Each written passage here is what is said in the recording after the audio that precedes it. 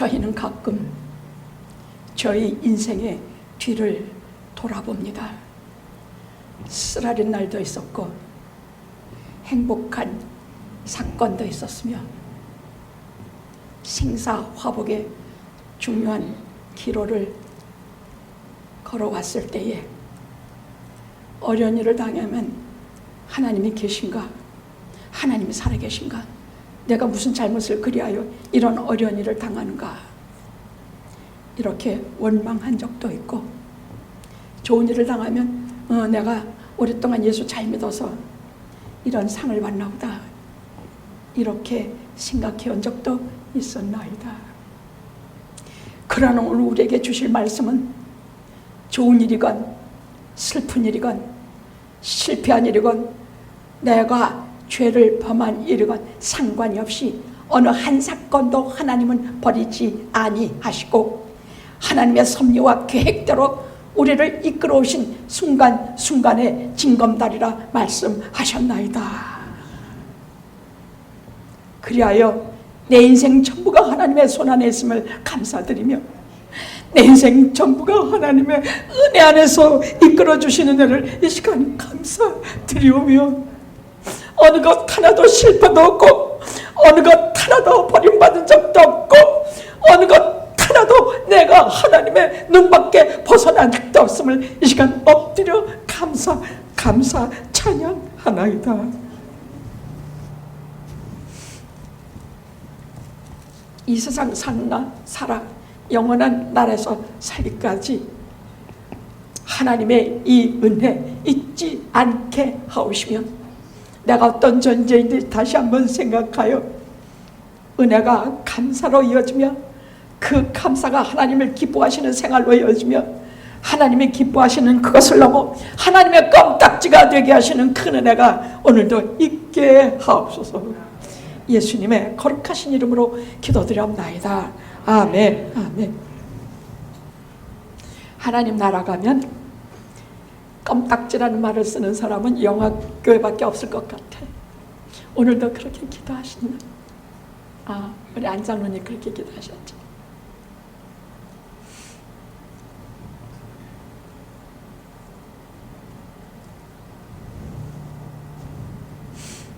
씹다 마른 껌딱지가 뭐 그렇게 소중해요? 쓸모없어요. 근데 어디 붙어 있냐, 어디 붙어 있느냐에 따라 존재 가치가 달라집니다. 자, 오늘은 은혜에 대한 말씀입니다. 뭐 은혜가 무슨 뜻이자 그런 거 말 안 할래요. 전 그런 거 관심 없어요. 다만 그 은혜가 살아서 내 인생에 실제로 힘을 주시고 능력을 주시는 시간이 되기를 바라서 이 말씀을 전합니다.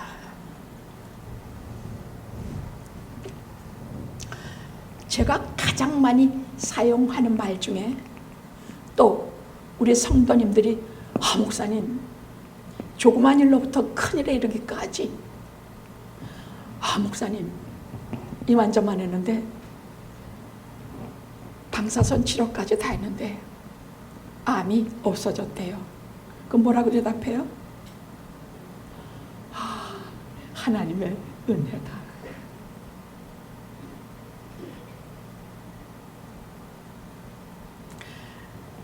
일년에 몇 번밖에 보지 못하는 자식이라 해도 먼 데서 저에게 안부 전하고 오매불만 부모를 그리워하는 참 이런 일을 겪으면 어떤 마음이 들어요? 하나님의 은혜다. 나는 제대로 기르지도 못했는데 나는 제대로 밥 한 숟갈 못 먹였는데 그 아이는 지금 제 입보다 내 입에 밥 한 숟갈을 더 들이미는구나. 그럼 이건 뭐예요? 내 실력, 내 공로 절대 아니에요. 은혜라는 말을 쓰실 때는요 절대로 내 공로, 내 실적 아니에요. 나는 아무 공로도 없고 아무 한 것도 없는데 하나님께서 친히 무한히 대가를 지불하지 아니하고 베풀어 주시는 것을 은혜라 그래요. 받을 자격 없는데 마치 받을 자격 많이 있는 것처럼 무한히 선물로 주시는 것을 은혜라고 해요. 우리 오늘도 은혜를 담뿍 받아갈 텐데 그거 내가 공로 있어서 받아요? 한번 우리 지난 일주일 좀 생각해 봅시다. 어떻게들 지내셨어요? 성경책은 저 구석에 처박혀 있다가 주일날 가져오기는 합니까? 예, 교회 가면 여기 다 있는데 뭐.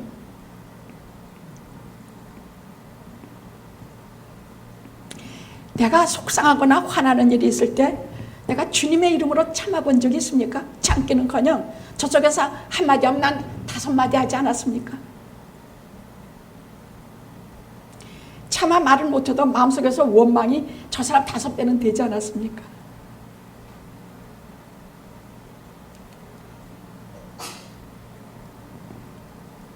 이런 자들에게 오늘 무상으로 아무 대가 없이 아무 공로 없이 무상으로 가득 풍성히 주시는 것을 은혜라고 해요.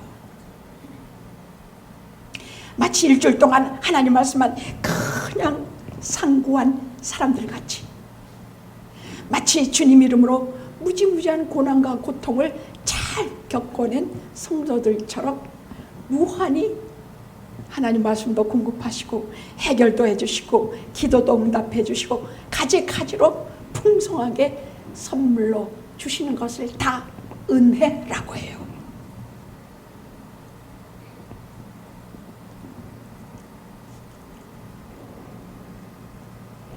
그럼 도대체 은혜가 무엇입니까? 할 때에 오늘 본문 3절에 다 들어있어요. 오늘 본문 석절은요, 제가 아는 한 수만 명 모이는 대교회 목사님들이 가장 선호하시는 구절이에요. 가끔 속에서 불쑥 뭐가 이렇게 불끈 솟아서 그분들 말씀을 듣기가 상당히 괴로울 때가 많아요.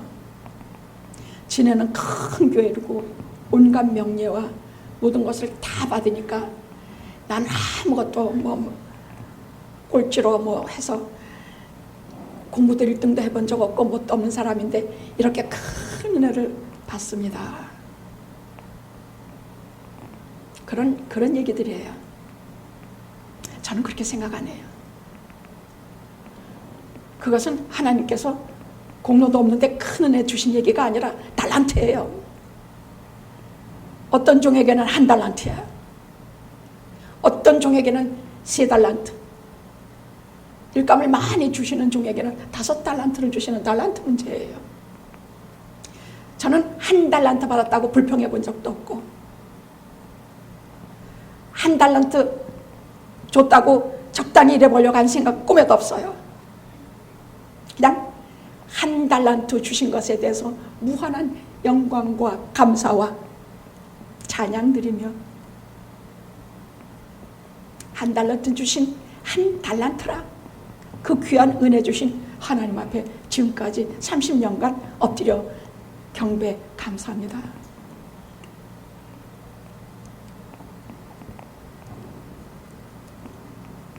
자, 그럼 그 은혜를 오늘 석절에서 어떻게 말씀하고 계시느냐? 다 들어있어요.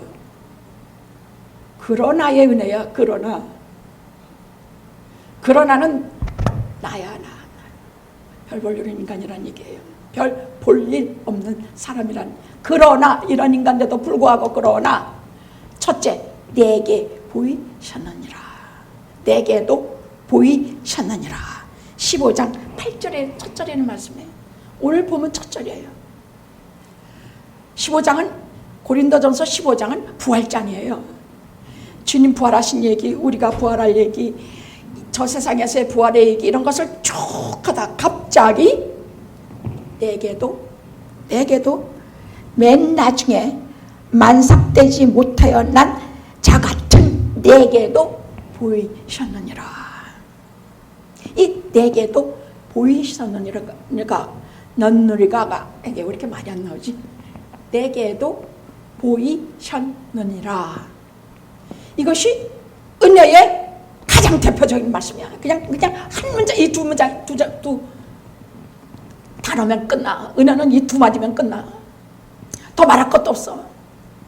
첫째, 내게도 대체 나는 누군데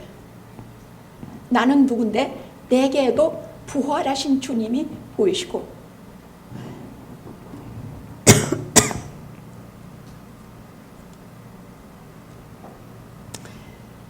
뭐 하나님께서 눈여겨볼 만한 것이 하나도 없는 사람이란 뜻이에요.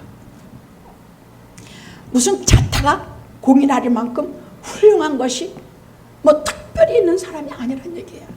이것을 만삭되지 못한 나라고 말하고 있어요. 만삭되지 못한 나라는 얘기는 한 7달, 8달에 미리 태어나서 시종일관 변변치 못하다는 뜻이 아닙니까?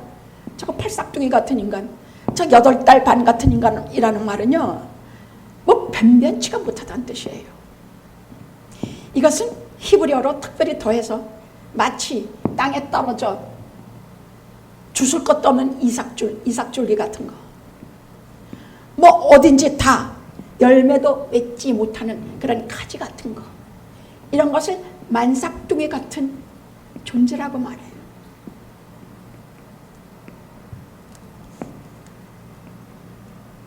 한마디로 시원치 않은 내게, 그런 내게도 그래서 그러나 보이셨다. 죽었다가 3일 만에 살아나신 정말 하나님이신 주님께서 그에게 보이셨다는 얘기야. 오늘날 신약시대에 성령의 시대에 사시는 여러분들에게 어떻게 우리를 찾아와서 당신을 보이셔요? 여러분 어떻게 하나님을 만나요? 오늘 예배 드리러 나왔는데 예배 드리러 왜 갑니까? 물어보시는 점은 딱 하나예요. 하나님 만나러 갑니다. 그럼 집에는, 거리에는, 어디에는 하나님이 없습니까? 예, 오늘 드리는 예배에 계시는 하나님은 제겐 특별하신 하나님입니다. 그 하나님 배우러 갑니다.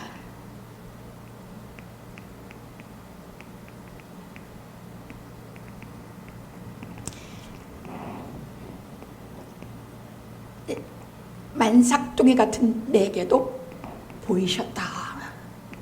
하나님이 어떤 하나님이세요? 말씀으로 만나주시고 또 실제로 체험으로 만나주시고 또 우리에게 감동, 감화심으로 우리를 만나주셔서 우리가 매주 은혜를 받고 돌아가게 하지 않습니까? 여러분이 성령 하나님을 만나지 못하면요, 여러분 하나도 예배가 은혜가 없어요. 성령 하나님이 여러분을 좌지우지 아니하시면 예배 말짱할 거야. 그래서 많은 분들이요, 교회 댕기는 많은 분들이, 저는 일생에 한 2번 진짜 예배 드려봤거든요. 그 숱하게 다녔던 예배가 다 그냥 말짱할 거예요. 졸기나 하고 지겹기만 하고 기도는 길고 설교는 너무나 길고 정말 등허리 아프고 골치 아파서 지금 안 가고 싶지만 안 갈 수도 없고, 그런 예배를 우리가 드렸다면 당장 벗어나야 돼요. 기도해야 돼요. 간구하셔야 돼요. 아무리 예배가 길고 기도가 길고 설교가 길고 그렇다 해도 살아계신 하나님이 우리 속에 운행하시기 시작하시고 우리가 그것을 깨닫기 시작할 정신 번쩍 나요. 정신 번쩍 나. 이게 웬일이냐? 아니 뭐 이런 깜짝 놀랄 일이 생기나? 여지껏 말씀이 하나도, 이 교회 저 교회 댕기면서 교회 섭렵하다가 자 영화교회 딱 들어왔어. 근데 아무도 안 졸아. 다른 교회는 거의 이렇게 쭉 비디오가 비치고 거의 다 졸아요. 영화교회 아무도 안 졸아. 게다가 교우님들 눈들 좀 보세요. 반짝반짝해요. 게다가 목사님 감 지르면서 가만히 절대로 안 둬.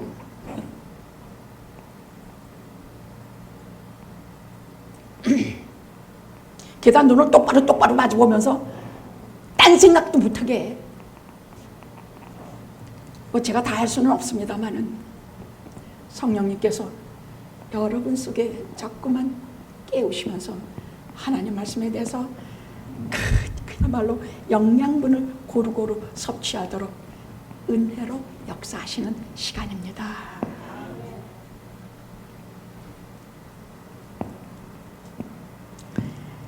그런 하나님이 어떤 하나님이 어떤 분인지 우리 알아요? 도저히 몰라요. 다만 우리가 사도신경 외우는 것처럼 전능하사 천지를 만드신 하나님이에요. 저는 다른 것은 다 관두고 해도 6,000도도 넘는 그 해를 공중에 누가 걸어놨는가? 저 공중에서 언제까지 저렇게 뜨겁게 이글이글 불타오르는가? 저는 그 해 하나만 바라봐도 도대체 누가 저걸 공중에 매달아? 누가? 우연히? 우연이면 우연히 금방 사라졌겠지.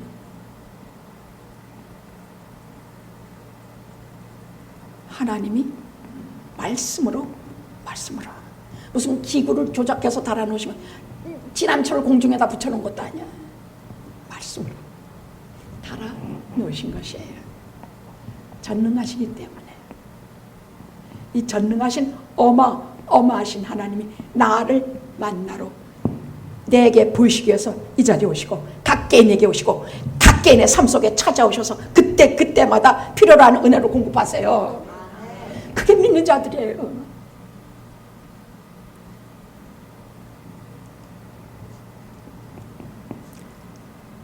그래서 이 내게도 보이셨느니라.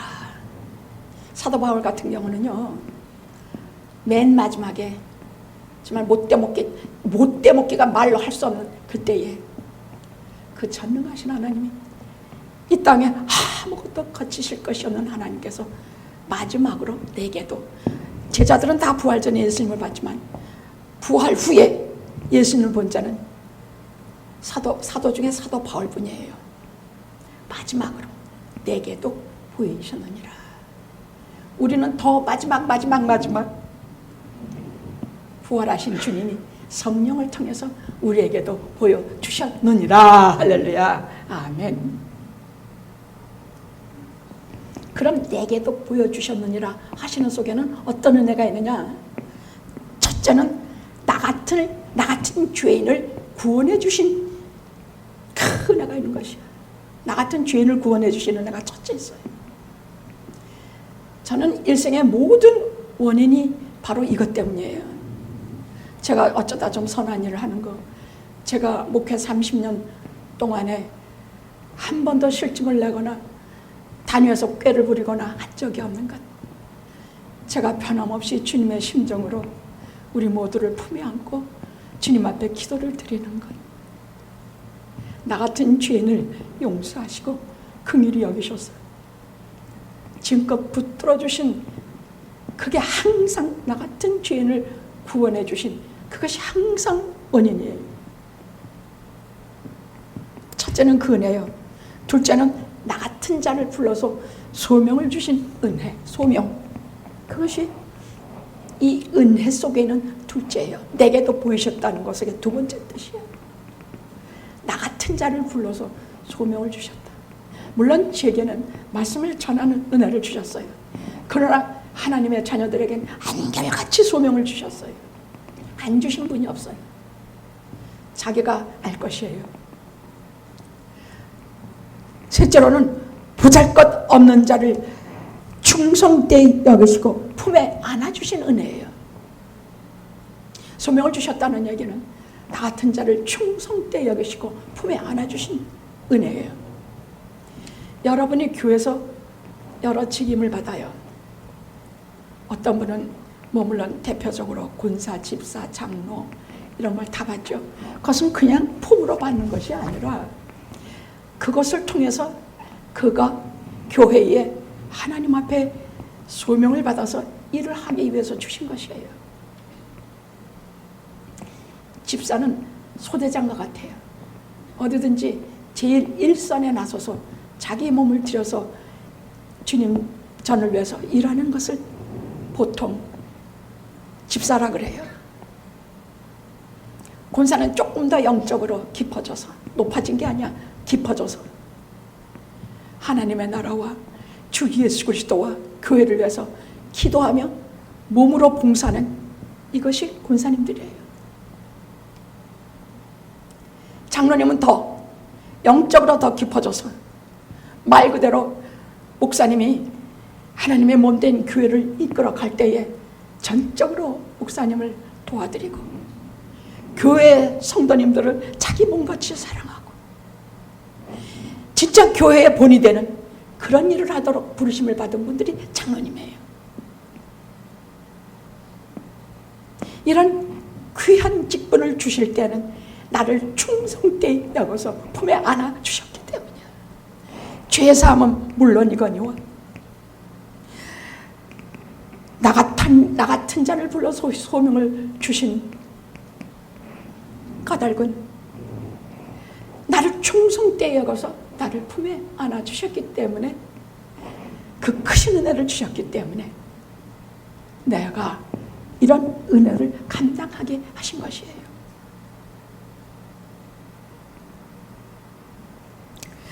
자, 두 번째 오늘 말씀의 은혜는 9절이에요. 아까는 8절이고 지금은 9절입니다. 9절 한번 읽어봅시다. 시작.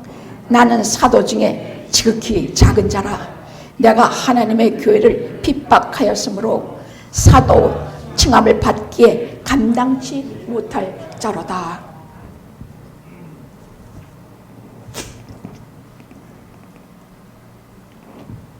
회심하기 전에 사울은요, 회심하기 전에 이름은 사울이에요. 회심한 이후에 바울, 작은 자라는 이름을 주셨거든요. 그 전에 사울은요, 그 악한 것이 그 깊이가 없을 정도예요. 자기가 성경에서 고백한 구절만 해도 이게 보통 일이 아니에요. 악독하기가 짝이 없어. 게다가 그 악독한 일에 진짜 열심히야.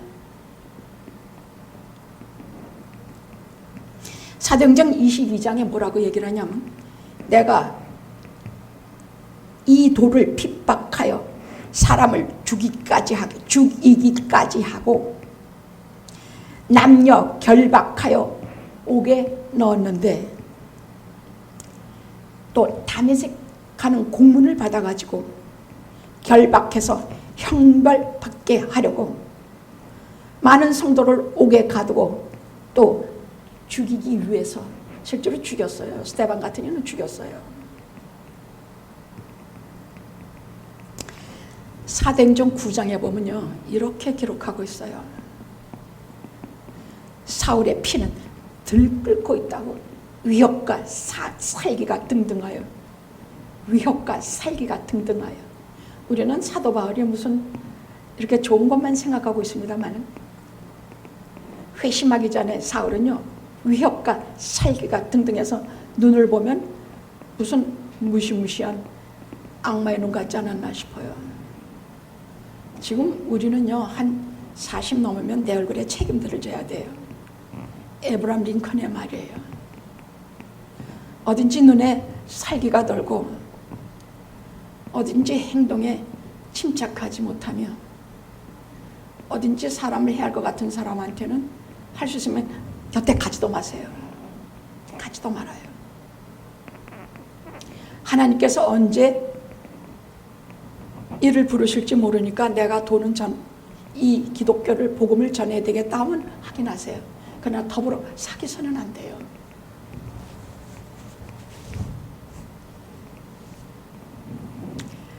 때가 되어야 하나님께서 그를 부르셔서 하나님의 사람이 되게 하시는 순간까지 우리는 그런 이들과 교류해서는 안 돼요.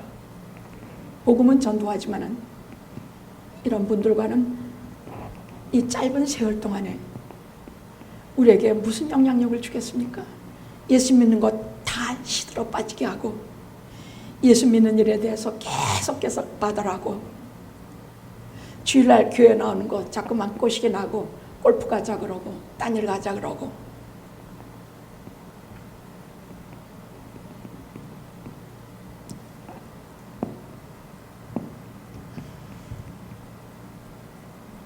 그런데 담의 색에 가까이 가고 있을 때에 홀연히 갑자기 밝은 빛이, 지금까지 한 번도 본 적이 없는 밝은 빛이 두루 비치며, 지금까지 한 번도 세상 사람으로부터 들어본 적이 없는 목소리가 들렸어.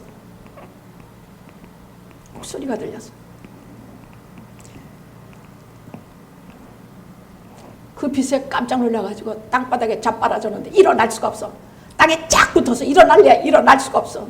눈까지 확 멀어버렸어, 그 빛에. 그러니까 이제는 자기가 아무리 지금까지 의기양양하게 자기를 믿고 살아왔지만 이젠 도저히 누구의 도움이 없이는 일어날 수도 없고, 누구의 도움 없이는 볼 수도 없고,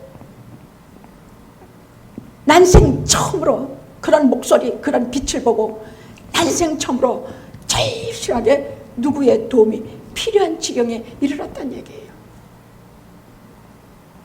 그때 들려오는 음성이 이런 것이야. 사울아, 사울아, 네가 왜 나를 핍박하느냐. 저는 이 구절을 아마 100번도 더 많게 읽었습니다만은 할 때마다 가슴이 두근두근해. 하나님 앞에 회개하고 돌아오던 날에 그 처절한 날 같아. 사울아, 사울아, 네가 왜 나를 핍박하느냐.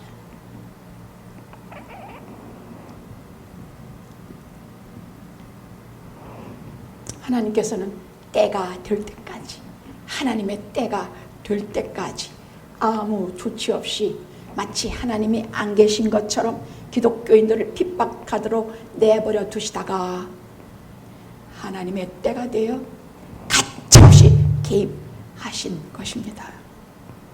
가차없이 개입하십니다. 사람에게는 때가 있습니다. 죽을 때가 있고, 날 때가 있고, 회개할 때가 있고, 날뛸 때가 있고, 사랑할 때가 있고, 사랑을 잃을 때가 있고. 전도서 3장에 있는 말씀이 그 말씀입니다.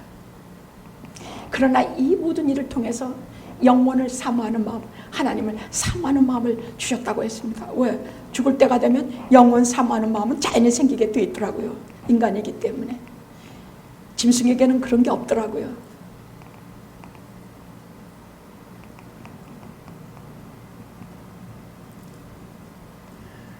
그런데 이런 일은요, 오늘날 우리에게도 겉은 다르지만 내용은 똑같이 일어납니다. 하나님 별로 중요하지 않게 여기고 살아왔어. 그냥 내가 가진 실력과 이것으로 내가 뭐가 되겠다. 나는 큰 유명한 작가가 되겠다. 나는 돈을 많이 벌겠다. 나는 높은 자리에 오르겠다. 우리 모두 다 대강은 처음엔 그렇게 시작을 해요. 인생에 대해서 이런 푸른 꿈을 안고 시작을 하지 않습니까? 그래서 어떤 사람은 배우가 되려고 할리우드로 가고, 어떤 사람은 작가가 되려고 무슨 유명한 분한테 들어가 수업받고 대학 교육을 받고, 이런 것을 하면서 우리가 인생의 꿈을 꿉니다. 그러다 어느 날 갑자기 내 자식이 죽어. 어느 날 갑자기 내게 불치의 질병이 찾아들어. 어느 날 갑자기 사랑하는 아내가 죽어. 어느 날 갑자기 가정이 다 풍지박산돼. 어느 날 갑자기 내 재산 다 없어져. 어느 날 갑자기.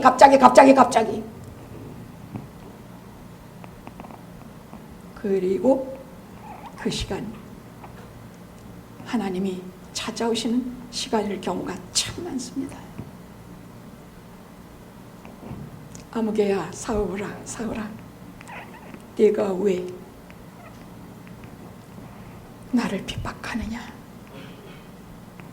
네가 왜 나 없이도 살 수 있다고 착각하느냐. 네가 왜 네 신령만 믿고 지금까지 고개 쳐들고 뻣뻣이 교만하게 살아왔느냐. 네가 왜 나를 핍박하며 너 잘난 줄 알고 살아왔느냐.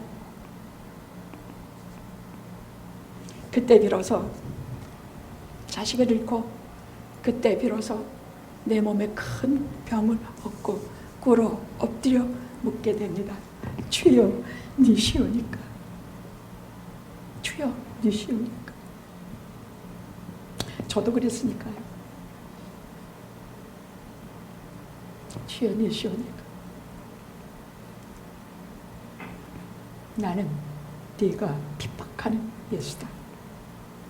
네가 우습게 하는 예수다. 나는 너의 모든 인생의 순위에서 저 꼴찌에 처박혀 있는 예수다.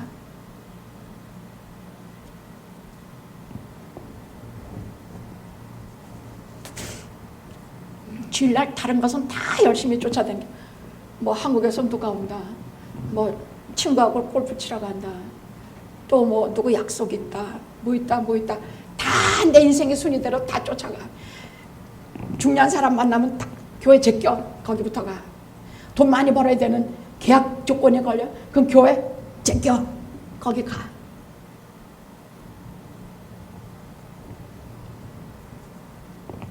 어리석은 자여, 내 생명이 오늘 안개처럼 가져가실지 네가 어찌 알겠느냐. 오늘 내 생명이 없어지는 것도 모르고 우선순위가 계속 이렇게 할 때 나는 네가 핍박하는 예수다.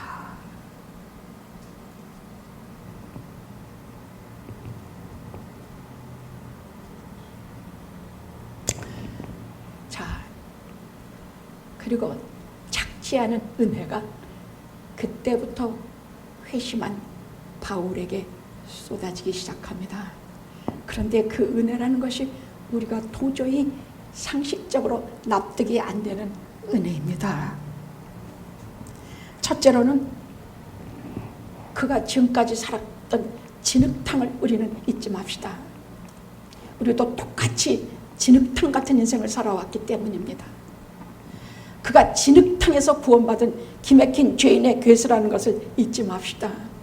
우리도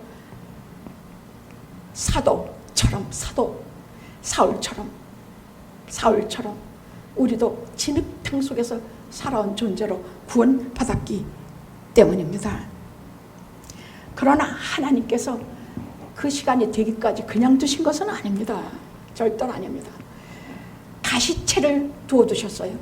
가시채라는 것은 소나 말이나 말을 안 들으면 그 발에다가 붙여놔가지고 계속 말 안 듣고 발로 차고 하면은 그 가시채가 소나 발에 말에 다리를 찌르게 돼 있거든요. 그 가시채를 계속 찌르시면서 집요하게 신실하게 절대로 끊이지 아니하고 가시채로 그를 가시채의 은혜로 지켜오셨다는 얘기예요.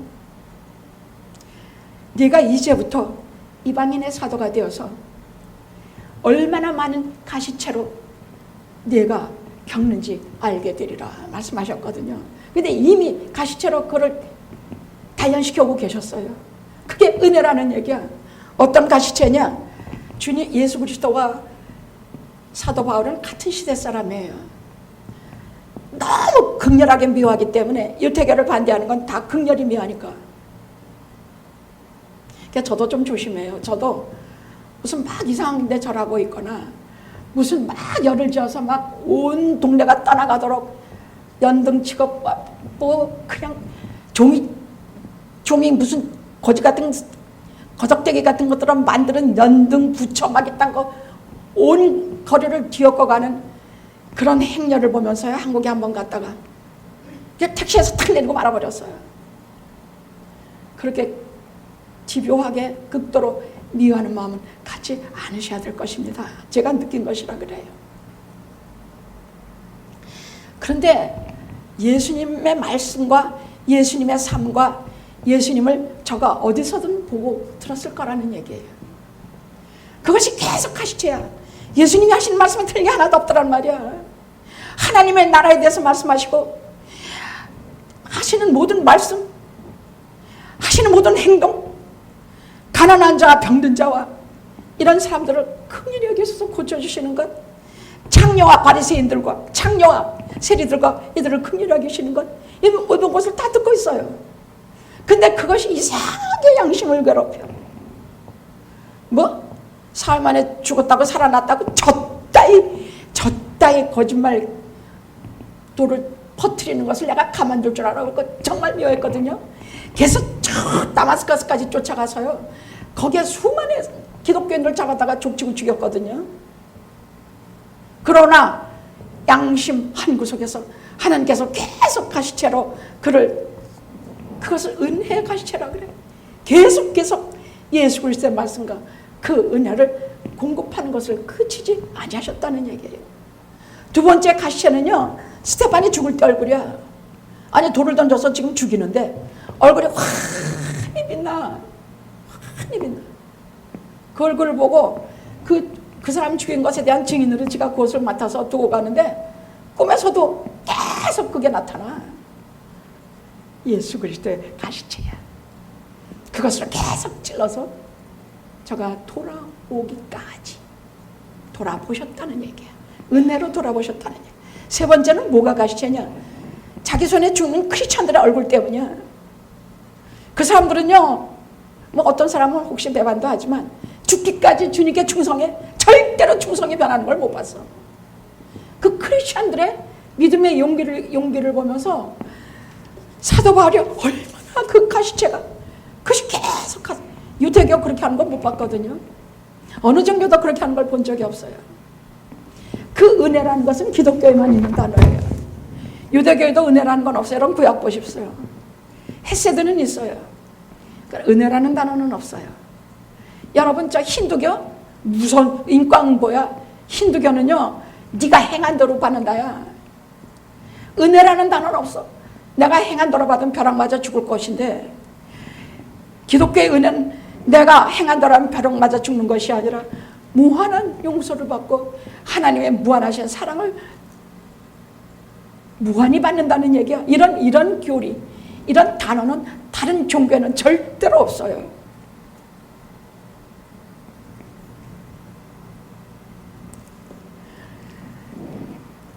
여러분이 잘 아시죠? 이 세 절의 짧은 찬양 속에 은혜가 또 다 들어있어요. 존 뉴턴이라고 여러분 잘 아시죠? 그 그것도 똑똑한 놈이에요. 이제 회개하고 405장 나 같은 죄인 살리신 그 은혜 놀라와, 그 은혜 놀라와. 잃었던 생명 찾았고 광명을 얻었네.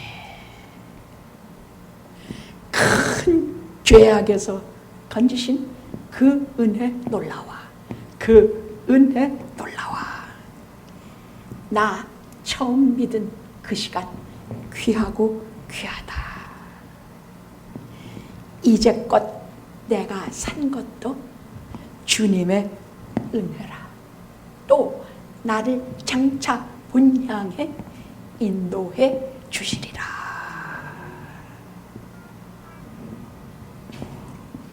있어야 할 모든 은혜가 이 짤막한 3절 속에 다 들어 있습니다. 은혜를 알고 싶으면 이 찬양을 깊이 음미하고 생각하시면서 이 찬양을 부르십시오. 세 번째는 10절에 나오시는 15장 10절입니다. 8장 8절 9절 10절 지금 10절입니다. 그러나 나의 나 된 것은 교회 핍박의 얘기를 제가 빼놨군요. 이게 중요한 것인데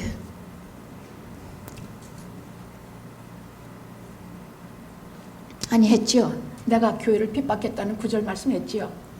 그게 아까 교회를 핍박한 이런 사람이요, 이런 어둡고 절실한 죄악의 과거를 가졌기 때문에 더 은혜에 대해서 값없이 용서하시고 값없이 죄인 되었을 때 십자가에 돌아가신 예수 그리스도의 사랑에 대해서 더 많이 그 은혜를 느낀 사람이에요.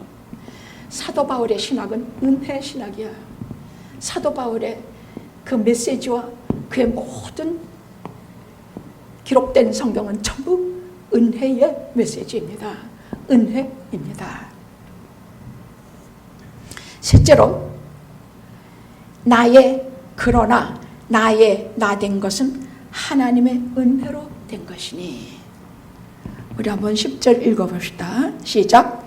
그러나 나의 나 된 것은 하나님의 은혜로 된 것이니 내게 주신 그의 은혜가 헛되지 아니하여 내가 모든 사도보다 더 많이 수고하였으나 내가 아니요 오직 나와 함께 하신 하나님의 은혜로다. 아멘. 은혜라는 뜻은 기쁨이란 뜻이에요. 헬라어로 카리스라고 하는데 카리스라는 것은 그냥 단순한 기쁨이 아니라 사람을 바꾸는, 아예 근본적으로 변화시키는, 중생하고 성화하게 만드는 은혜라는 얘기예요. 그러니까 은혜가 단순히 오늘 은혜를 참 많이 받았습니다 하면 단순히 기뻤다는 뜻이 아니라 내가 바뀌었습니다. 오늘 은혜 많이 받았습니다. 내가 전혀 지금까지 생각한 모든 것이 바뀌었습니다. 주님에 대해서도 생각이 바뀌고, 교회에 대해서도 생각이 바뀌고, 하나님 나라에 대해서도 생각이 바뀌었습니다. 내 인생관, 내 세계관, 내 인생 자체가, 내 운명이 다 바뀌었습니다. 이것이 은혜 받았습니다 입니다. 아셨죠? 목사님 오늘 은혜 참 많이 받았습니다. 제 인생관이 바뀌었습니다. 제 성품이 바뀌었습니다. 제 세계관이 바뀌었습니다. 목사님 오늘 참 은혜 많이 받았습니다. 제가 변했습니다. 이 욕심과 정욕과 이런 인간이 오늘 은혜 많이 이런 변화되는, 전혀 변화되는 그런 은혜를 입었습니다. 이 뜻이에요. 그러니까 은혜 많이 받았습니다 하는 말을 기독교인들이 많이 씁니다만은 이제부터 우리가 좀 알고 진실하게 사용해 봅시다. 응? 오늘 나가시면서 서로 인사하실 때 목사님 오늘 은혜 많이 받았습니다 하는 말은 목사님 제가 진짜 변했습니다. 예수 믿는 사람으로 변했습니다. 예수 진짜 믿는 사람으로 변했습니다. 그 뜻입니다. 아셨죠? 응? 됐습니다. 아주 우리 교인들은 정말 너무 잘 알아들어. 진짜 너무너무 달라.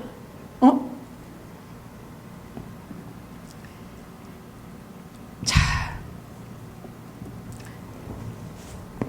만약에 내가 그 은혜를 못 받았다면, 제가 아무리 설교 잘하고 제가 아무리 막 말을 잘해서, 잘하지도 못하지만 말을 잘해서 여러분이 참 오늘 설교 잘하셨다 하고 가도 하나도 남는 것도 없고 변한 것도 없으면 나는 가짜, 난 아니야. 이 자리에 설 자격 없는 것이에요. 여러분도 여기 와서 예배드릴 자격 벌써 다는 잃어먹은 것이에요. 그런데 목사님 제가 어딘지 이만큼 변해갑니다. 목사님 제가 이만큼 변해갑니다. 목사님 제가 지금까지는 주님의 십자가에 대해서 잘 몰랐습니다. 내 죄를 다 사해 주신 분인 걸 오늘 진짜 믿고 돌아갑니다. 할렐루야. 이러면 우리 교회 최고야, 최고. 목사도 최고고 여러분도 최고야.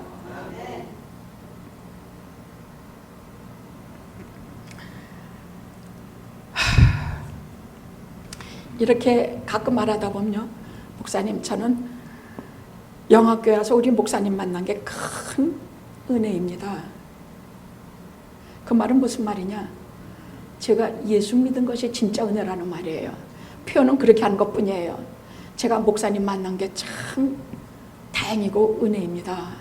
그 말은 진짜 속을 뒤집어 무슨 말이냐, 제가 진짜 예수 믿게 된 것이 큰 다행이요, 정말 능력입니다. 그 뜻이에요.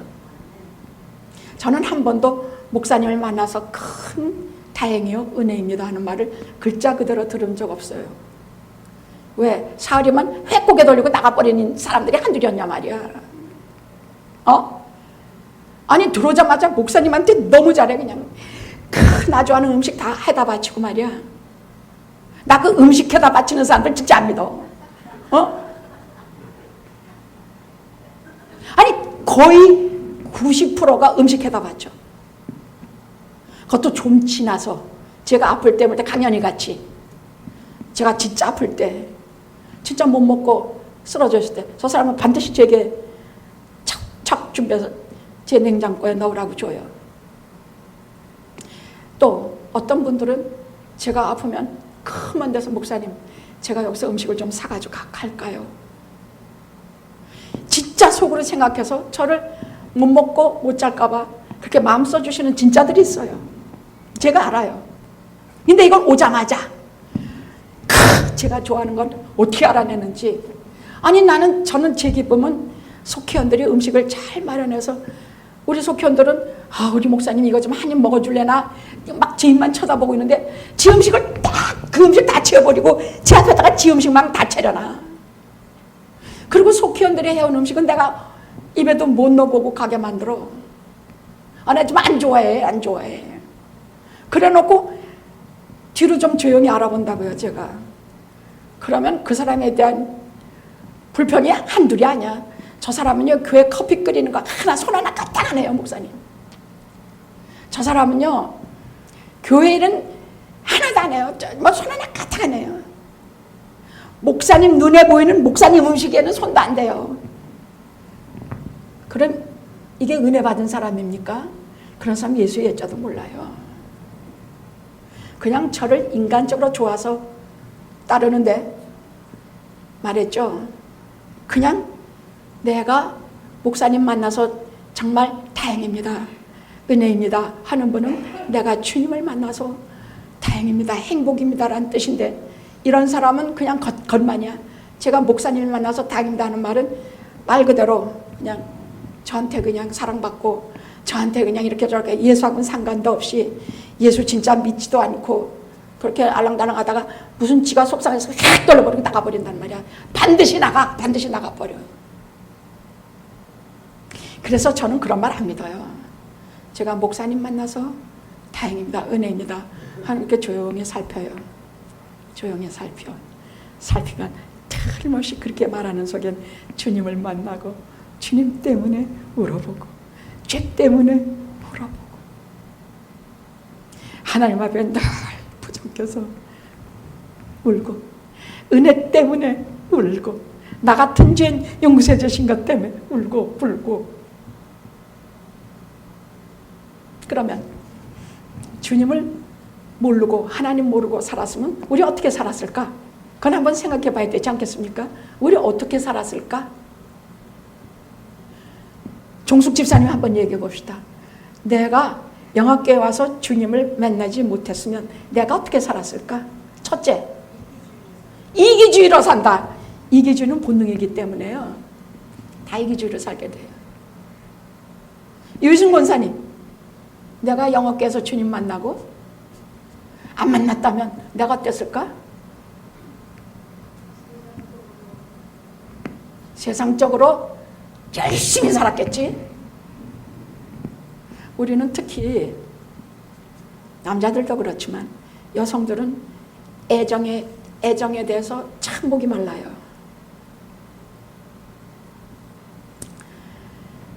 이것은 인간 본연에 우리가 남자도 똑같아요. 애정에 대한 어떤 것은 이성에 대한 그리움, 또 부모에 대한 그리움, 엄마가 없는 사람은 엄마에 대한 그리움은 또 말도 못해요. 여자는 전부 자기 엄마 같은 여자만 쫓아가서 연애해. 이 그리움이라는 것은요, 애정이라는 것은 우리 인간의 본연의 것이기 때문에 우리가 친구에 대한 그리움, 또 부모, 이성, 이 모든 것을 다 하나님이 주신 성품들이에요. 그래서 그런 것을 가지는데 특별히 여성들은 얼마나 이성에 대한 그리움 때문에 죄를 많이 지는지 몰라. 예수를 안 믿으면 그게 죄인지도 몰라. 수가성 여인 같은 경우는 6 남자를 갈아치우면서 그렇게 애정을 갈구했죠. 우리 일생 살면서 남자 6명 만나요? 10명도 더 만나는구만. 그래요? 안 그래요? 그렇다 그러면 남편 옆에 있으니까 그래요 그러지 말아요. 가만히 있으세요. 혼나니까. 근데 우리는 일생 살면서 나를 진짜 사랑해줄 남자, 나를 진짜 사랑해줄 여자를 우리가 얼마나 찾는지 몰라. 근데 제가 단언하는데요, 그런 식으로 막밖에 예수 그리스도를 모르면 그렇게 살게 돼 있어. 육신의 정욕과 이생의 자랑과 안목의 정력으로만 살게 돼 있어. 여자를 고르고 남자를 골라도 그렇게 눈에 보기 좋은 거, 내 정욕대로 가는 거, 이렇게 살게 돼 있어. 근데 예수를 알고 난 이후는 좀 바뀌어요. 인생관이 바뀌어요. 이성관이 다 바뀌어요. 만금을 줘도 예수 안 믿는 여자, 예수 안 믿는 남자가 아니야. 만금을 줘도 그런 거 그립지도 않아. 꼴도 보기 싫어. 만금을 줘도 예수 그리스도의 복음 안에서, 십자가 안에서, 예수 그리스도의 사랑 안에서 진짜 사랑을 얻게 되고, 세상에서 못 얻으면 예수 그리스도 안에서 하나님의 사랑을 알고 만족하게 된다는 얘기예요. 그건 진짜 제가 처음에서 알아요. 진짜 알아요. 우리 주님 몰랐으면, 우물가에 계신 주님을 못 만났다면 우리 마음대로 살았을 것이야. 지금 말하는 대로 이기적으로 살고 세상적으로 살고 뻔해요. 거짓말 그저 밥 먹듯이 하고, 거짓말하는 게 뭐 그렇게 문제인데, 예수님 없으면 그렇게 문제 아니에요. 뭐 척척 대답할 수 있어요. 뭐 사기도 치고, 권사 받자마자 교인들 돈 사기쳐가지고 달아나는 일들이 막 벌어져요. 예수 없으면 그래요.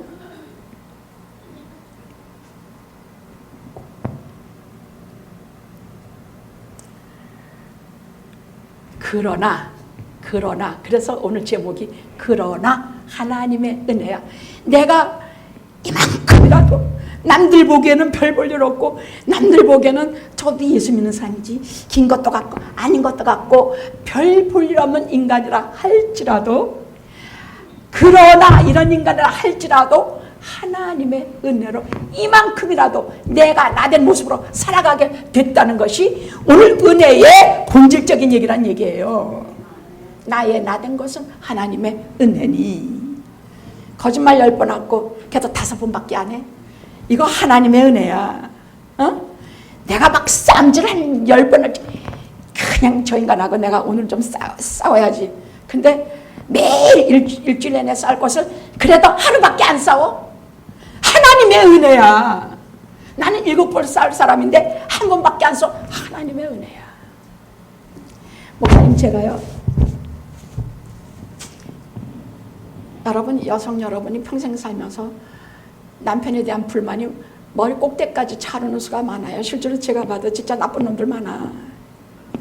아니, 그리고 왜 그렇게 여자한테 잘 못해주냐?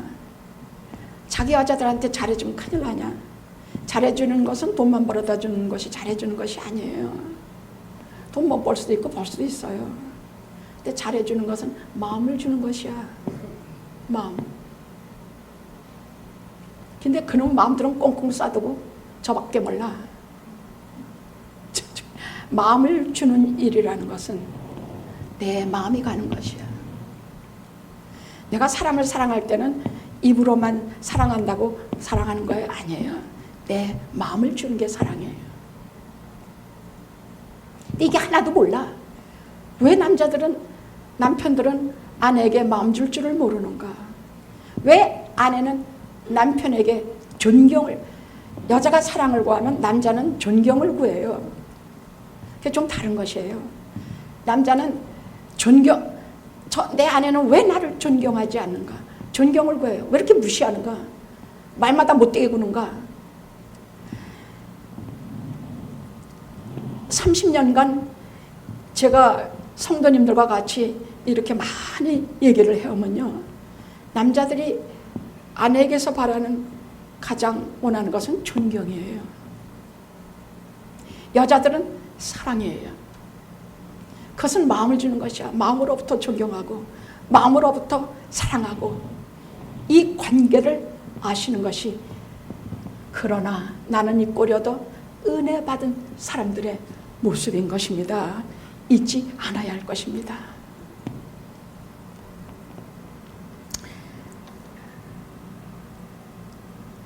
내가 하나님의 은혜를 체험을 못했다면, 그러나 만삭되지 못한 나, 이기심 많은 나, 세상 쾌락은만 흘러가는 대로 그렇게 살다가 그렇게 갔을 것이야. 그러나 하나님의 은혜로 나는 나의 나된 모습, 예수 믿고 예수와 함께 은혜를 구하며 여기 와서 찬송가 부르고 기도하고 회개하고 눈물을 흘리고 기뻐하고 울고 웃고 하면서 나의 나 된 것은 하나님의 은혜인 것입니다.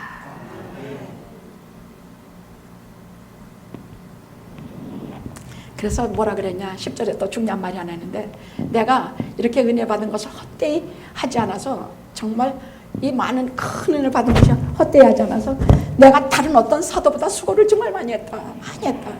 그건 여러분 디모데후서에도 보면 알고 고린도서 11장에도 보면 알아요. 그는 정말 그 베드로가 유다 지역만, 유태인만 전도를 했다면 사도 바울은 아니에요. 소아시아, 유럽, 로마, 스페인, 거기까지 전 세계를 복음화시킨 사람입니다. 또는 그는 이 성경 신약의 대부분을 다 그 사람이 쓴 것이에요. 그가 이렇게 정말 그것뿐입니까? 옥에 갇히고 동족의 위험과 강의 위험과 바다의 위험과 줄이고 배고프고 병들고 뭐 저거 진짜 그런데 이것조차도 그는 은혜라고 말하고 있어요. 더 많이 수고했지만. 그래서 저는요, 하나님께서 우리에게 왜 고난 주시는지 그 뜻은 다 몰라요. 그건 다 모르겠습니다.